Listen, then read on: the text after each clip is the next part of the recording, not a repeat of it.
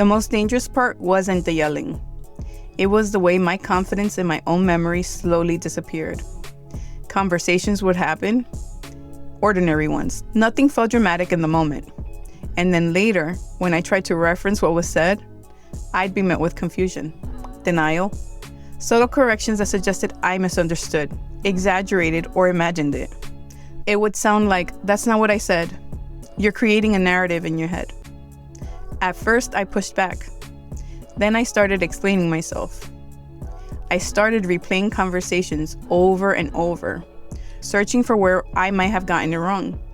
Eventually, the questioning stopped being about them. It turned inward. I began to doubt my memory, my tone, my reactions. I wondered if I was too sensitive, too reactive, if something in me was fundamentally flawed. When someone denies your reality often enough, the damage isn't obvious. It's disorienting. You don't feel angry, you feel untethered. You lose the sense of solid ground beneath your own experiences. And once that happens, you don't need to be silenced anymore. You silence yourself. This is Born Tired, where survival meets healing. A podcast for those of us who grew up in survival mode but are ready to heal and speak our truth. I'm Irene, a cycle breaker learning what peace feels like after years of survival. Every episode is an invitation to rest inside your truth, to feel seen, and to remember you were never alone. This is what it sounds like when silence finally breaks. Before we begin, I want to share a gentle reminder. This episode includes stories and reflections about childhood trauma and abuse. Please listen in a way that feels safe for you. If at any point you need to pause or step away, honor that. Your well-being matters more than finishing the episode. You are not alone. Take care of yourself while you listen. Before anything visibly broke, my life still looked functional from the outside. I was showing up, parenting, maintaining relationships, doing the things people associate with handling it. But internally, I was living in a state of constant calibration. Every interaction with my family of origin required assessment. What version of myself was safest today? How much honesty could I afford? What would cost me less energy to carry, speaking up or staying quiet? I learned to monitor my tone, my words, my pauses. I wasn't trying to communicate better, I was trying to prevent fallout. There was no room for neutrality. If I was quiet, that could be read as being distant. Clarity could be read as an accusation. Any boundary, no matter how gently stated, risks being interpreted as rejection. So I adjusted, again and again.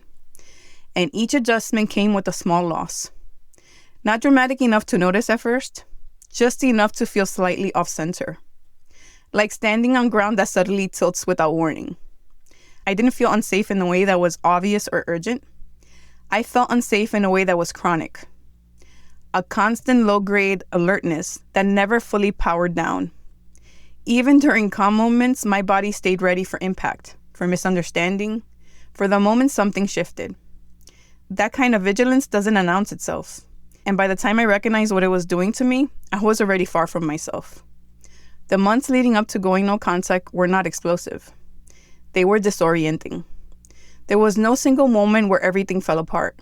It was a slow erosion of certainty, of trust in my own perception, of myself. I lived in a constant state of bracing, walking on eggshells, waiting for the next shift in tone, the next misunderstanding, the next conversation that would leave my nervous system in pieces. Physically, my body was already telling me the truth. My cortisol was constantly high. I was breaking out in hives daily. My nervous system never fully came down. But even that was easier than what was happening in my mind. Because the hardest part wasn't the stress. It was the feeling that I was losing grip on reality. Conversations would happen. Things would be said, clearly and directly. And then later, when I brought them up, I'd hear, "That never happened. I didn't say that. You're making a narrative in your head." That sentence, "you're making a narrative in your head," did more damage than almost anything else. Because of my mother's schizophrenia, because I grew up watching people dismiss her reality, because I knew what it felt like to be told that your mind couldn't be trusted. So when those words were turned on me, something broke. I started questioning everything. Was I misinterpreting? Was I overreacting? Was I remembering wrong? Was I the narcissist? It got to a point where I stopped trusting myself altogether. I began putting phone calls on speaker so my husband could hear them because I needed a witness, someone who could say, yes, that's what was said. That kind of reassurance becomes oxygen when your internal compass has been repeatedly questioned. I needed to know I wasn't imagining things. I took screenshots of conversations because every time I referenced something that had been said, it was denied. And when your reality is constantly denied, you don't just feel hurt, you feel untethered. And once that doubt starts taking hold, people begin doing things they never imagined themselves doing. You start collecting evidence in small, quiet ways that feel almost embarrassing to admit. Screenshots of conversations, saving messages, scrolling back through threads late at night just to make sure you didn't imagine something. Sometimes I would reread the same exchange over and over, trying to confirm that the words I remembered were actually there. Because when someone tells you often enough that you misunderstood, eventually you start wondering if you really did. And it doesn't stop there. You start keeping mental transcripts of conversations, replaying tone, reconstructing exact wording. You become hyper attentive to language because you know it might be denied later. I started journaling every interaction to preserve the memory of it. All of it comes from the same place. You need to anchor yourself to something real. Because when your reality is constantly reframed or dismissed, the mind starts looking for external confirmation because you're trying to stay grounded to truth. You're trying to protect the one thing that's slowly being pulled away from you.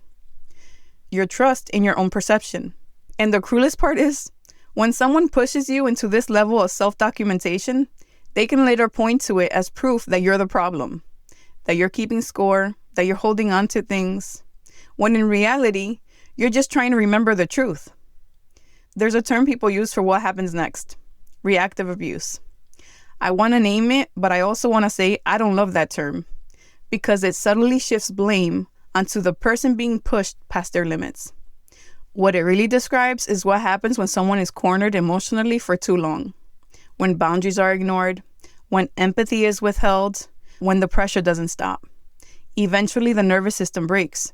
And when it does, the same people who provoke the response step back and say, see, this is who you really are. I remember being told that was like a ticking time bomb.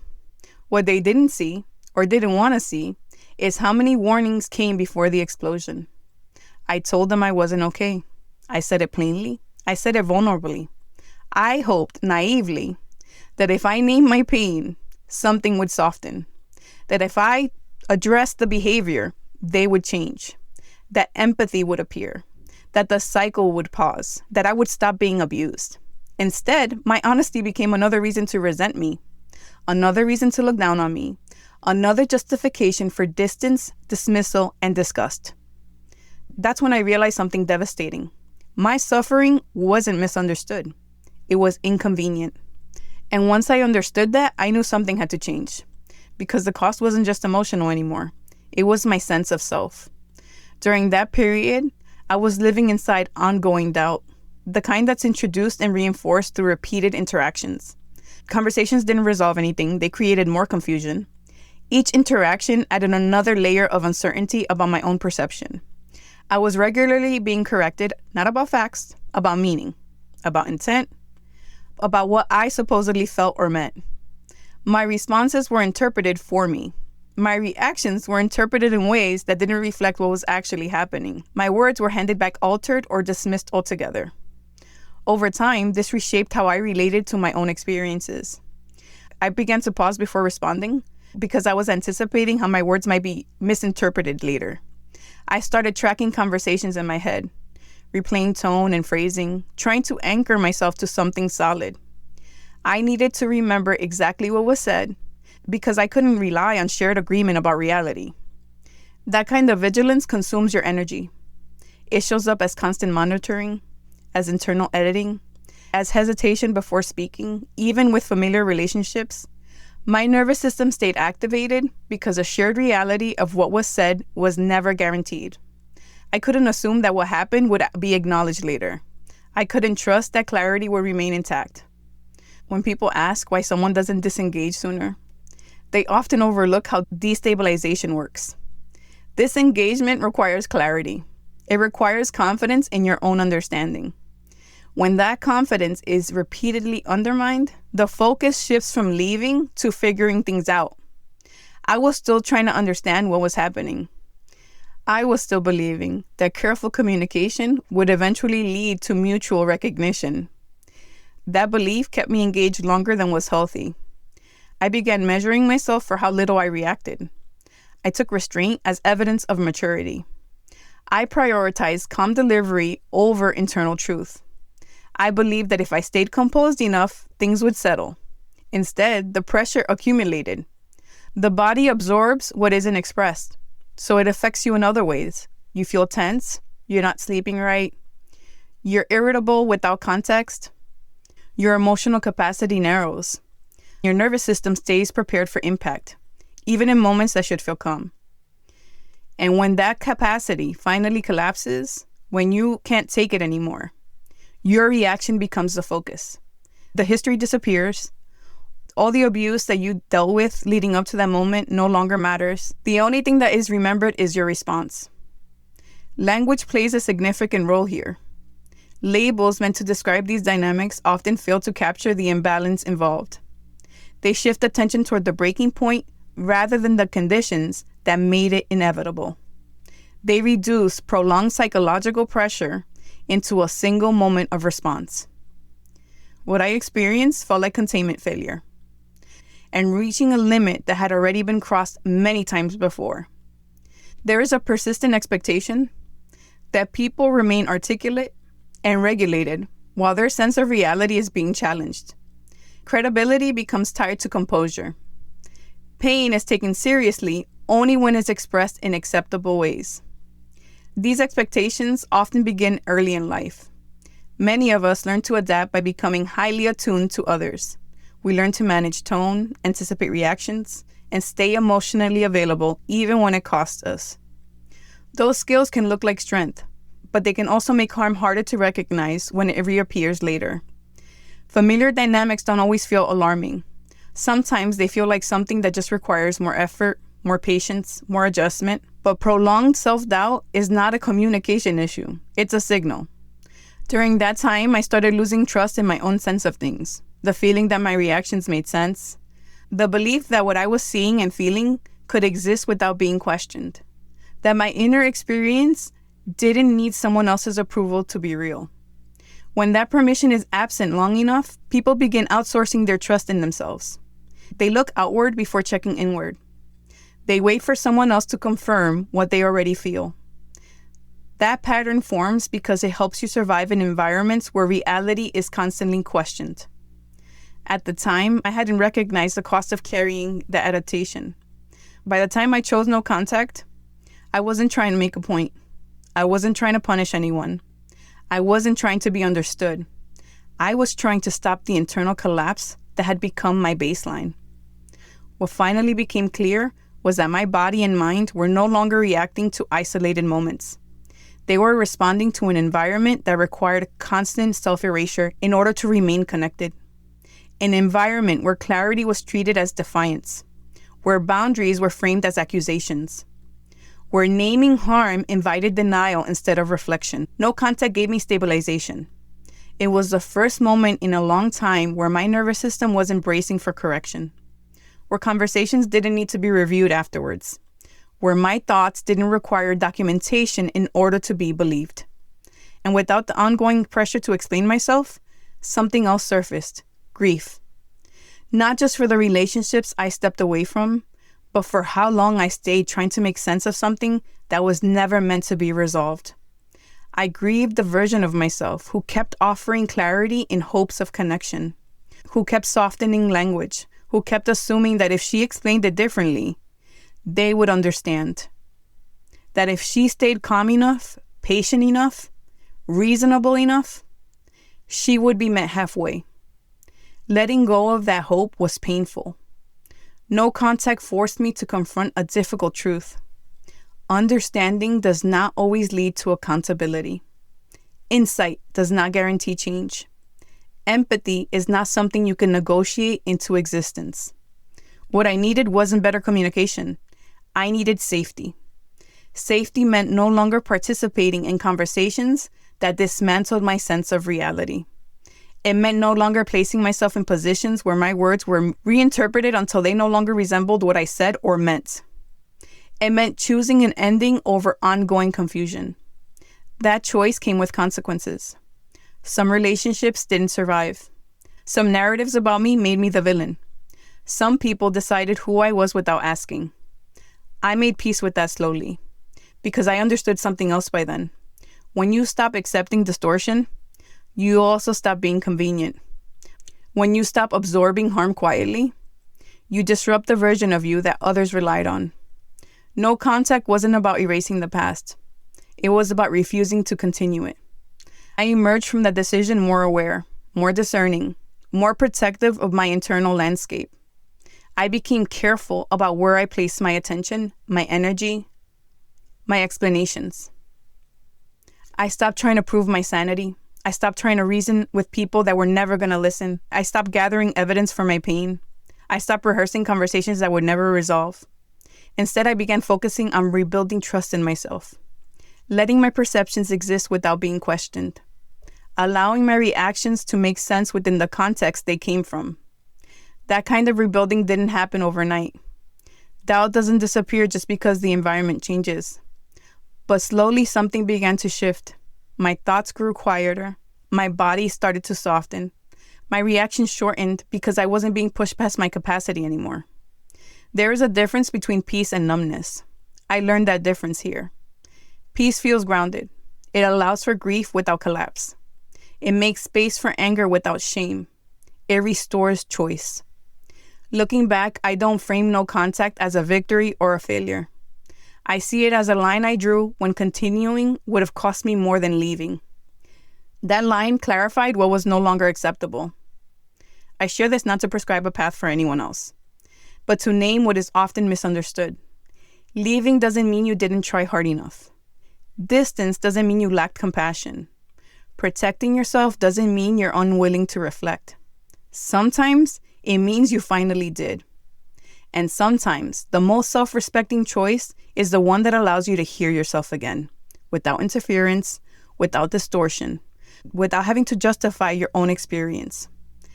And from that place, everything else began to reorganize. Before I close, I want to be clear about something. No contact is not a trend. It isn't a phase, a shortcut, or a performance of healing. It isn't something people choose casually. It was one of the most difficult decisions I've ever had to make. And it isn't something everyone has access to. For many people, no contact comes after years of trying everything else. For me, it came after decades of abuse.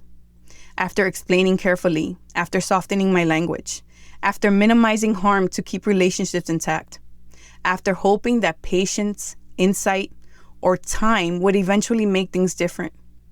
It comes after doubt, usually about yourself.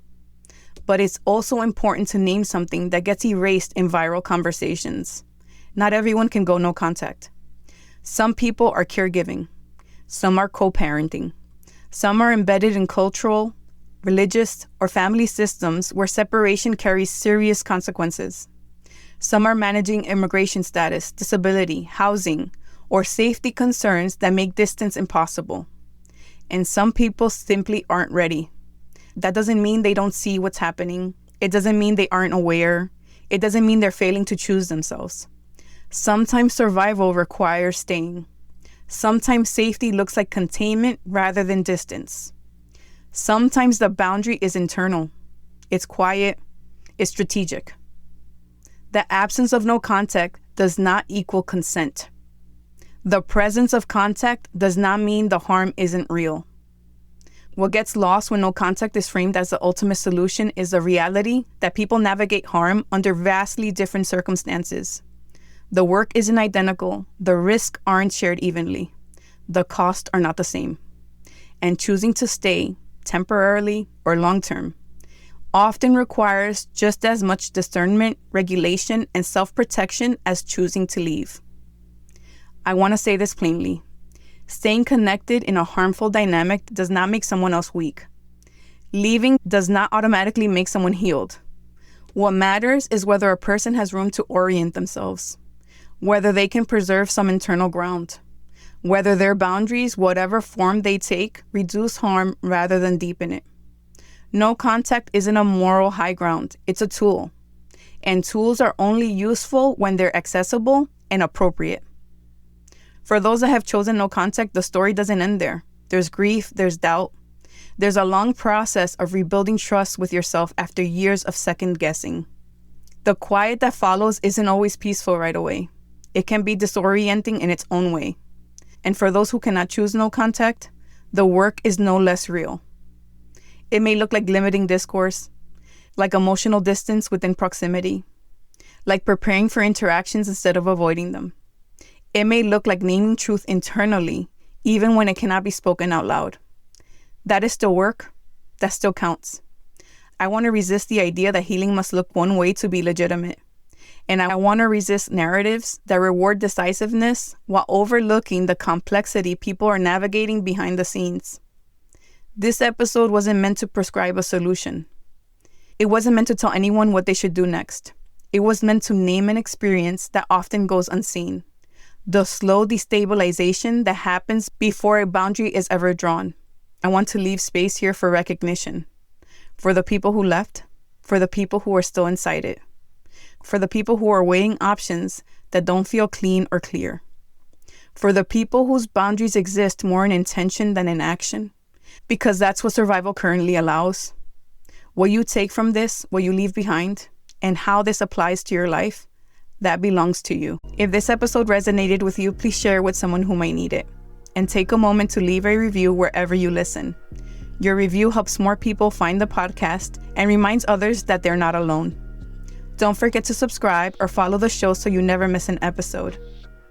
You can also join me on Substack, where I share weekly reflections and gentle reminders to help you feel less alone on your healing journey. You'll find the link in the show notes. If you'd like to connect beyond the podcast, you can find me on Instagram at Born Tired Podcast. I love to hear what resonated with you. And if you'd like to support the podcast, there's a link there to buy me a coffee. Thank you for being here, for listening with an open heart. Most of all, remember this: your story matters, your voice matters, and you are not alone.